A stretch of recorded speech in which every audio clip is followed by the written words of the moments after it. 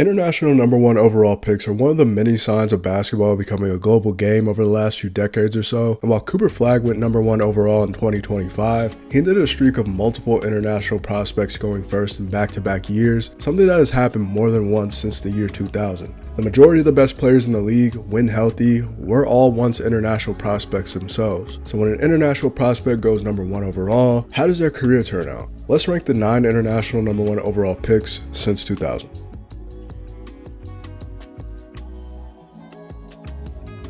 My name is Caleb, and with it being draft season leading up to the Summer League, I know we all revisit how former number one overall picks do and who we replace some of them with if we had the chance to do a redraft, but I thought we'd look at some of the international prospects who held the honor of going number one specifically. Before 2000, there were only 3 foreign-born players to go number one, those being Michael Thompson in 1978, Hakeem Olajuwon in 1984, and Michael Olowokandi in 1998. While you can get a solid player, Hall of Famer, and a draft bust out of any prospects, international or not, you always get an interesting lead up to the players that come into the league repping their respective countries, and some you even get to see play in college beforehand as a sample size. The 2013 NBA draft is one of the weakest in recent memory overall, and Cleveland shocked the world and Bill Simmons by taking Anthony Bennett out of UNLV by way of Canada, number one overall, and he's going to be number 9 on our list. There weren't many mock drafts, if any, that had Bennett going first, but the Cavs were intrigued by his potential as a stretch 4 that could space the floor and give teams problems with his touch around the rim. Him going to UNLV drew a lot of Larry Johnson comparisons, but his frame and skill set made him more comparable to someone like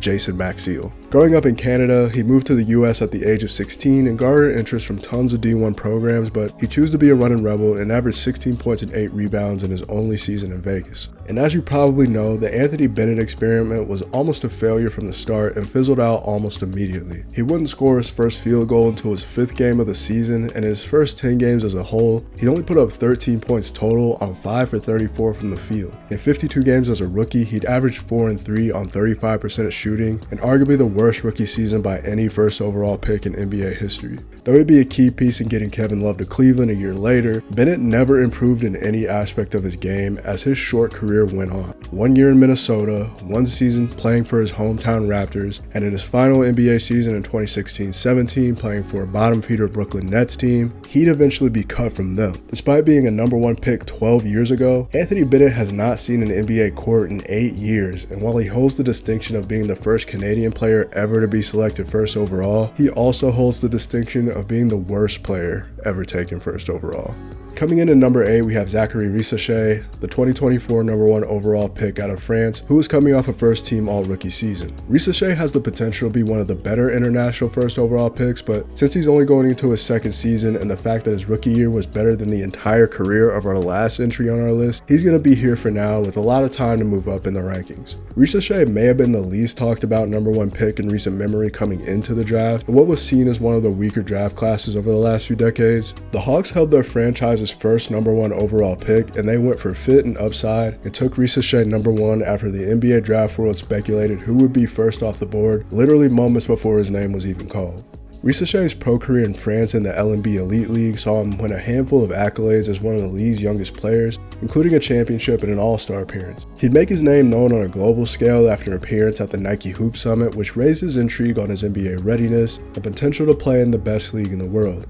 As a 3-and-D wing, he was being compared to players like Harrison Barnes, Michael Porter Jr., and Franz Wagner, and the Hawks made him the first pick off the board. It was obviously a controversial pick at the time, but he came out and had a very solid rookie season. In 75 games and 73 starts, he averaged 12 points a game on 45% from the field and 35% from 3, and even posted a season-high 38-point game in April against Brooklyn, in a year that saw him have multiple 30-pieces. You could tell as the season went on and he got more accustomed to the NBA game, he got better with each month. There's a good amount of potential for Risacher to be a solid contributor to a good team at some point in his career and could end up being one of the better players in his draft class.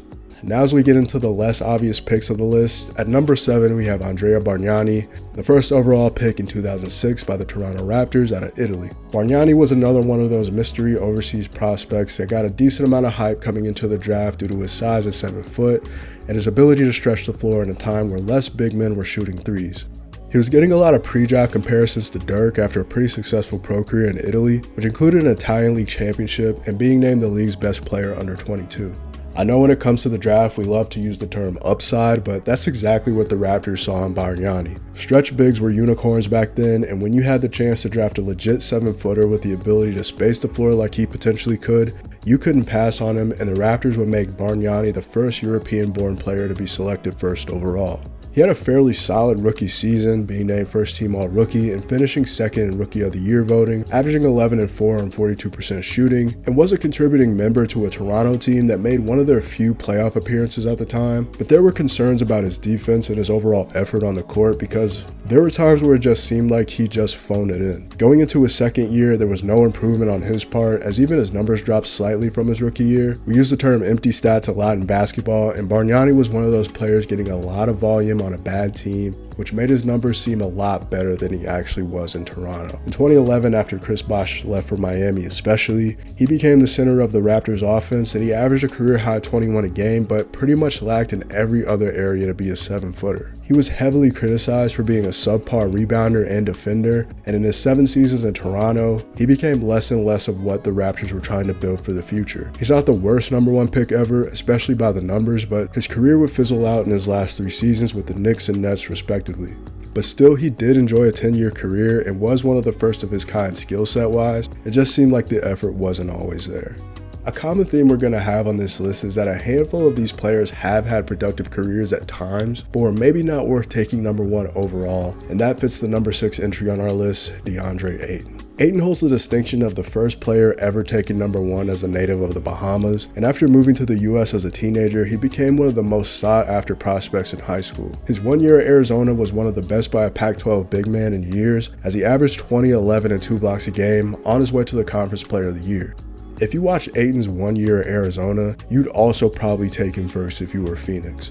There were times where he looked like the second coming of Shaq, and paired with Devin Booker, who knew what the two could accomplish years down the line. He was an athletic 7-footer who was getting David Robinson comparisons pre-draft, and he'd begin his career in the Valley of the Sun. And he actually had a promising start to his career, going first team all-rookie after averaging a double-double and starting 70 games, but come his second season, the seeds would be planted for issues that would seemingly pop up every once in a while during his career so far. He was suspended 25 games to start his second season for violating the league's anti-substance policy, and when he came back, he dealt with a handful of injuries that limited him to only 38 games. But in 2021, after Chris Paul came to Phoenix, they immediately became a contender, and Ayton was all of a sudden the starting center on a team that was in the NBA Finals. Even though the numbers weren't jumping off the page, he was playing some of the better basketball of his young career to that point, and he had a solid 2021 playoff run, going 16, 11, and a block a game. And after that season, Ayton never really seemed to improve on any particular part of his game. And it didn't help that Luka Doncic, who was taken just 2 picks after Ayton, had become one of the best players in the league.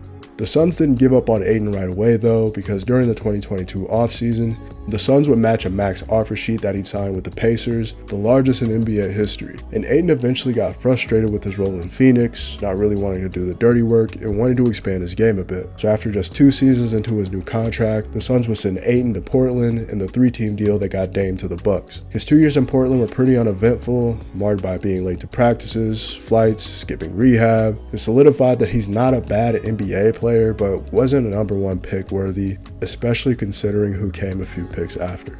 Now that we've gotten to the middle of our list, I think that Andrew Bogut is a good player to have in this position at number 5. Bogut was the first choice in the 2005 draft out of Utah, and that made him the first ever player from Australia to hold that honor. In his 2 years as a Ute, he'd established himself as one of the best big men in the country, leading Division I in double-doubles, and earning Naismith National Player of the Year as a sophomore before entering his name in the draft. Bogut was a prototypical big man in an era that still prioritized centers with an inside game that could defend the rim, and Bogut was just that. He had elite footwork, size, and fundamentals, and he was a great rim protector and had potential to even be a great passer, which he had shown at times at Utah. The Australian was taking his talents to Milwaukee, a team whose future was not looking very bright. His first 2 years as a Buck were pretty solid, as his defensive potential was something that was coming to fruition pretty quickly.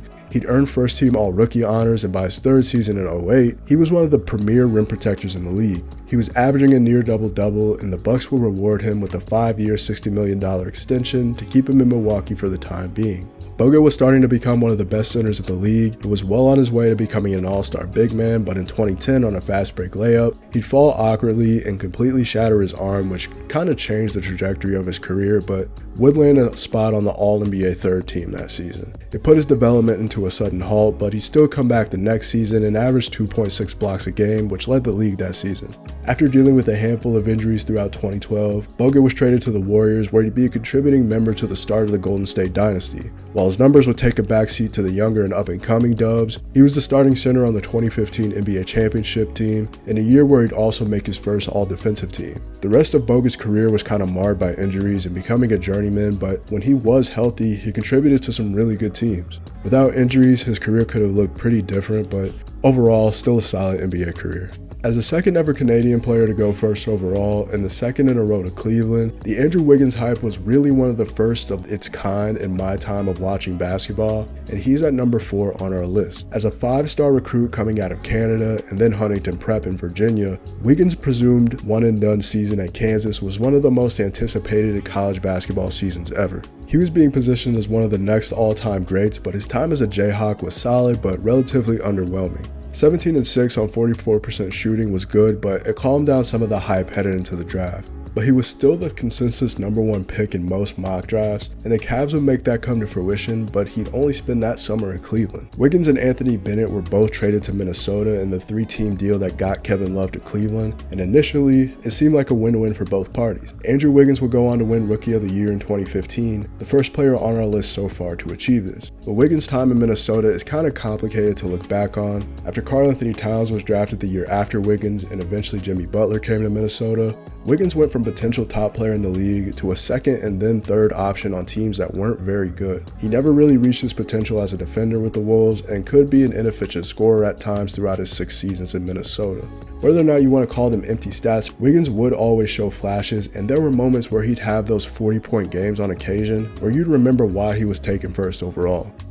But in 2020, the Wolves decided it was time to move on from Wiggins and traded him to the Warriors, where he'd have an opportunity to be positioned as more of a role player. His 21-22 season finally saw him achieve those accolades that people thought he would when he first came into the league. He was named to the All-Star team for the first time in his career and was the second best player on a team that ended up winning the NBA title.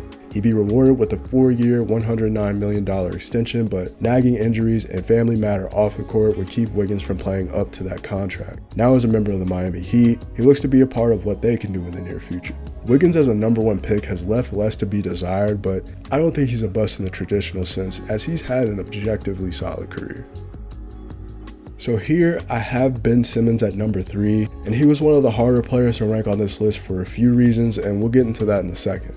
Simmons, coming out of LSU by way of Australia, was another international player with tons of hype headed into the 2016 draft. Getting LeBron and Magic Johnson comparisons was something that we hadn't really seen in a while, and at LSU, we got a sample size of what Simmons could be once he got to the league. As a 6'10" point guard with elite court vision and insane potential as a defender, Simmons' lone season at LSU showed that he could really play positionless basketball. There were questions about his jump shot and character going into the draft, but it was enough to overlook such a unique prospect, and Ben Simmons would become Philly's point guard of the future. Simmons missed the entire 2016-17 season with a broken foot, but once he was ready for the 18 season, the Australian native along with Joel Embiid helped speed up the Sixers' process era. In one of the most fun Rookie of the Year races in recent memory between Simmons and Donovan Mitchell, Simmons would just barely edge out Mitchell for the highest rookie honor after averaging a near triple-double with 15, 8, and 8, and paired with almost 2 steals and a block a game. The way Simmons could affect both ends of the court was the perfect recipe alongside Embiid, and even without a jump shot, it's pretty difficult to figure out a 6'10" point guard that does pretty much everything else at a competent level. The first 4 seasons of Ben Simmons as a Sixer were ideal for the number 1 pick, and he'd be named an All-Star for 3 straight seasons to go along with 2 All-Defensive selections and an All-NBA third team. But come the 2021 second-round playoff series against the Hawks, it was one of the most blatant turning points in an NBA career that I have ever witnessed that wasn't related to an injury. Simmons had struggled from the line that entire series and was hearing it from every facet of the basketball world, and scared to get fouled, he passed up a wide open layup near the end of Game 7 that probably cost him the game in the long run. It would end up being his last game and moment as a Sixer, and he was never the same player after that game. He was traded to Brooklyn in 2022, and though he was dealing with constant injuries, it was clear that there was a lot of mental side of the game that he just could not overcome. He'd gone from a perennial all-star to a role player very suddenly, and his 2.5 seasons in Brooklyn were very unnoteworthy. His most recent stop as a Clipper fared a bit better as a role player, but before 2022, he was on pace to having a really great career, but having a bad relationship with the mental side of the game, plus the injuries, are never a good mix. This may be a controversial choice on my list for the sheer fact that he's only going into year 3, but at number 2, I have Victor Wembanyama, who was maybe the most anticipated prospect since LeBron, and by far the most hyped international prospect we've ever seen. If you're in any way into basketball, you probably first heard about Wemby a couple years ago before he was even drafted, despite playing overseas. A 7'4" big who can handle the ball, shoot from the perimeter, runs the floor, and can rim protect with his eyes closed, he was probably the most sure international prospect ever. And him going to the Spurs and Greg Popovich to start his career was like a match made in heaven. In 2 seasons so far, Wemby has met pretty much all expectations on him coming into the league, as arguably the first player in our video so far to have done that to a certain degree. He became the 6th rookie ever to win unanimous Rookie of the Year, and found himself with a first-team All-Defense selection, the first rookie in NBA history to achieve that. His 2024 rookie year is hailed as one of the best of all time, but before his season-ending blood condition after his first All-Star selection in 2025, his sophomore campaign was showing growth in each area of his game. With the game's requirement now for awards, he missed out on an almost surefire All-NBA and another All-Defensive selection. So being at number 2 on our list, I'm kind of banking on Victor Wembanyama to continue his dominance in San Antonio, and once the wins start to come, he could easily be the greatest international player ever when it's all said and done. And finally at number 1 on our list, and the only current Hall of Famer, we have Yao Ming. Yao Ming was actually the first international player ever to be drafted first overall with no college experience, and in the early 2000s, you could understand why perception on a pick like that could be mixed. It wasn't very easy to watch prospects like Yao back then before he entered the league, but he was a 7'6" center who was a great rebounder and had soft touch around the rim. But it was a question whether or not he could translate his game to the NBA. He averaged 38 and 20 during his last pro season in China while playing for the Shanghai Sharks, and the Rockets would be the franchise that would see if this would all work out in the long run. And despite all the injuries that Yao endured during his career, he probably had the best possible career that you could have had under those circumstances. After a slow start to his rookie year, he put together an all-rookie first-team selection after averaging 13 and 8 during his first season in Houston. And in year 2, Yao helped the Rockets reach the playoffs after becoming the focal point of the offense, and it really seemed like he was putting it all together. He was becoming a physical defender and a great post player, and his shooting touch was one part of his game that made him very hard to guard at times. After the Rockets traded for T-Mac in 2004, the two were hailed as the next great guard-big duo, but they never got to reach their full potential together, mostly due to injuries. Yao began to develop chronic foot issues that would keep him out for long stretches of games, but he still performed up to par whenever he was on the court. In 48 games in the 2006 season, he was on pace to be an MVP candidate after averaging 25, 9, and 2 blocks a game. As an 8-time All-Star and 4-time All-NBA selection, you gotta wonder what a fully healthy career for Yao would have looked like. At the end of the day, he is in the Hall of Fame for both his contributions on the court and his role in expanding the game on a global scale, as he was one of the most well-rounded centers in modern NBA history.